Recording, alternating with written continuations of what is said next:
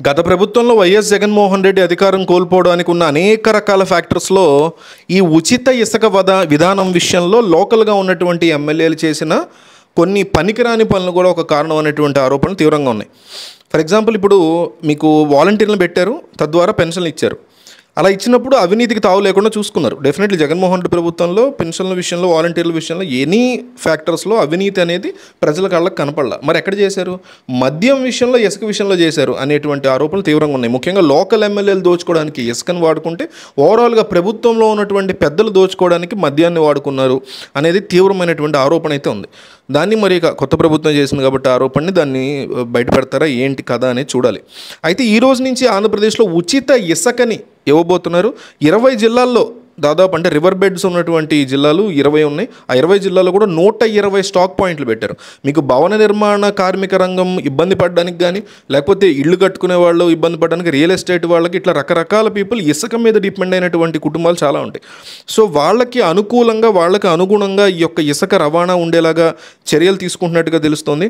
అయితే ఒక ప్రాసెస్ దీనికి ఏంటంటే, ఆ ఇసుక ఎక్కడైతే ఇసుక డిపో ఉంటుంది కదా, అక్కడికి మన లారీతో కానీ, ట్రాక్టర్తో కానీ, మినీ ఆటో కానీ తీసుకెళ్ళాలి. ఫస్ట్ వెళ్ళిన తర్వాత ఇసుక తవ్వినందుకు, లోడ్ చేసినందుకు, డిపోల వరకు తరలించినందుకు, అంటే రివర్ బెడ్ నుంచి మన ఇసుక డిపోల వరకు తీసుకొస్తారు. దాన్ని తీసుకొచ్చిన తర్వాత ఇసుకకి మీరు డబ్బులు కట్టక్కర్లా, ఇసుక ఖరీదుకి డబ్బులు కట్టక్కర్లా. కానీ తవ్వినందుకు, లోడ్ చేసినందుకు మరి డిపో దాకా తీసుకొచ్చారుగా, లేదా అక్కడి నుంచి తెచ్చుకోవాలి మీరు. సో అందుకోసం కొంత ఛార్జ్ అవుతుంది, దాంతోపాటు జీఎస్టీ ఖర్చు అవుతుంది. ఒక్కొక్క వినియోగదారుడికి 20 టన్నుల కంటే ఎక్కువ ఇవ్వరు అనమాట ఇసుక. మొత్తం మీద ఓవరాల్గా ఒక్కొక్క వినియోగదారుడికి 20 కంటే ఎక్కువ ఇసుక ఇవ్వరు. దాంతోపాటు ఉచిత ఇసుక మీద ప్రభుత్వం కొన్ని కీలక ఆదేశాలు, మార్గదర్శకాలు ఇచ్చింది. అదేంటంటే, కలెక్టరే చైర్మన్గా జిల్లా స్థాయి కమిటీలు. ఇప్పుడు ప్రతి జిల్లాలో చెప్పా కదా, ప్రతి 20 జిల్లాల్లో మనకి ఇసుక. సో ప్రతి జిల్లాలో కూడా ఒక కమిటీ కేవలం ఇసుకకి సంబంధించి, అంటే లోకల్ ఎమ్మెల్యేలు ఎక్కడా కూడా దీంట్లో వేలు పెట్టకూడదు. గత ప్రభుత్వం అట్లా చేయబట్టే వాళ్ళందరూ ఓడిపోయారు. సో మనం ఆ రకమైనటువంటి పరిస్థితి తెచ్చుకోకూడదని చాలా జాగ్రత్త పడుతున్నట్టున్నారు.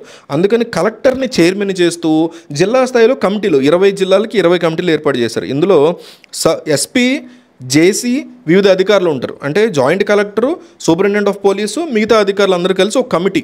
ఈ కమిటీకి చైర్మన్ ఎవరు? మళ్ళీ కలెక్టర్. ఏకంగా జిల్లా కలెక్టర్నే ఈ కమిటీకి హెడ్గా పెట్టారు. పెట్టిన తర్వాత ఇసుక లోడింగు, రవాణా ఛార్జీల యొక్క బాధ్యతని జిల్లా కమిటీలు పర్యవేక్షిస్తాయి. అంటే ఆ ఏరియాలో ఉన్నటువంటి ఇసుకని కలెక్ట్ చేసి డిపో దగ్గర తీసుకెళ్ళడానికి ఎంత ఖర్చు అవుతుంది, కొన్ని చోట్ల లోడింగ్ కానీ, తవ్వకం కొన్ని చోట్ల కష్టం అవుతుంది.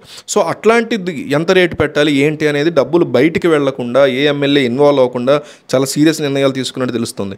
సో ఇక్కడ మెయిన్ ఏంటంటే, దీంతో పాటుగా వీళ్ళు తీసుకున్నటువంటి నిర్ణయంలో మనం సామాన్యులు, మనం వెళ్ళి ఇసుక తెచ్చుకున్నాం, మనం ఇసుకని బయటకు అమ్మకుండా వాళ్ళు చాలా జాగ్రత్త చర్యలు తీసుకుంటారు. ఇప్పుడు నేను వెళ్ళి తెచ్చుకున్నా ఒక ట్రక్ ఇసుక, అది నేను బయటకు అమ్మకుండా కేవలం నా ఇల్లు కట్టుకోవడానికో, తెలుసు వాళ్ళు ఇల్లు కట్టుకోవడానికో అనే ప్రూఫ్ ఉంటేనే వాళ్ళకి ఇసుక ఇస్తున్నారు. సో అది కట్టేసాము, మనం రిజిస్టర్ అయ్యామంటే మళ్ళీ మనకి ఇసుక ఇవ్వకుండా చాలా పకడ్బందీగా ప్లాన్ చేసుకున్నారు. ఉచిత ఇసుకని భవన నిర్మాణాలకు మాత్రమే వాడాలనేటువంటి ఒక స్ట్రాంగ్ క్లాజ్ని కూడా పెట్టారు. తద్వారా ఇసుక అమ్మకాలు జరగకూడదు, బ్లాక్ మార్కెట్ పెరగకూడదు అనేటువంటి ప్లాన్ చేశారు. ఓవరాల్గా ఇక్కడ కాస్త, అంటే అమలు అయితే మంచిదే, అమలు ప్రభుత్వాలు ఎన్నో కబుర్లు చెప్తాయి కానీ అమలుకి దగ్గరికి వచ్చేసరికి చేయరు. ఇప్పుడు పవన్ కళ్యాణ్ బర్త్డే టైంకి కరెక్ట్గా జగన్మోహన్ రెడ్డి ఫ్లెక్సీలు ఆపేయాలన్నారని జనసేన నాయకులు అంటారు.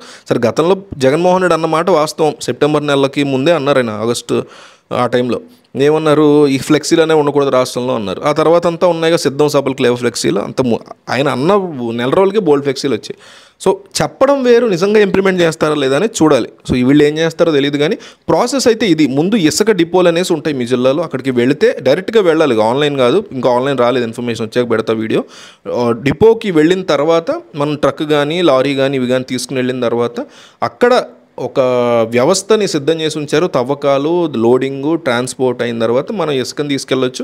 ఒక్కొక్క మనిషికి 20 టన్నుల కంటే ఎక్కువ ఇసుక ఇవ్వరు. దానికి కూడా సరైనటువంటి కారణాలు చూపించాలి. మీరు ఇల్లు ఎక్కడ కట్టుకున్నారు ఏంటి, దాని కథ ఏంటి, ఫోటోలు, కమ్మామిషి అంతా ఉంది. సో మంచి ఇసుక పాలసీని తీసుకొచ్చారు అనే నమ్ముదాం. ఎందుకంటే గత ప్రభుత్వం వేరే కంపెనీలకి ఇసుక ఇచ్చేసింది, కంపెనీల టెండర్ వేరే కంపెనీ పాడుకుంది. ఆ కంపెనీ కూడా జగన్మోహన్ రెడ్డికి అత్యంత సన్నిహితమైన కంపెనీ అనేటువంటి ఆరోపణలు ఉన్నాయి. ఈసారి అట్లా కాకుండా డైరెక్ట్ కలెక్టర్గా చెప్పడానికి డెఫినెట్లీ మెచ్చుకోవాలి. చూసుకోవాలి. బట్ మళ్ళీ కలెక్టర్ ఏం పైనుంచి దిగిరారు కదా, వాళ్ళకు కూడా ఏవో వీక్నెస్లు ఉంటాయి, వాటి మీద కొట్టి ఎంతమంది కలెక్టర్లు కరప్ట్ అయిపోలే. సో చూడాలి ఏం చేస్తారు ఏంటి అనేది. బట్ ప్రాసెస్ అయితే ఇది చాలామందికి తెలియదు. వీళ్ళంత ఎక్కువగా షేర్ చేయండి. నా చిన్న రిక్వెస్ట్, ఒక్కసారి మన ఛానల్ షార్ట్స్ చూడండి, జస్ట్ చూడండి అంతే.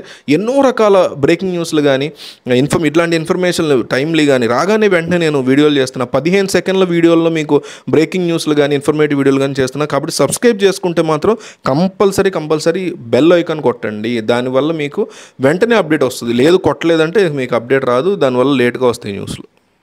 షార్ట్స్ గురించి చెప్తున్నా.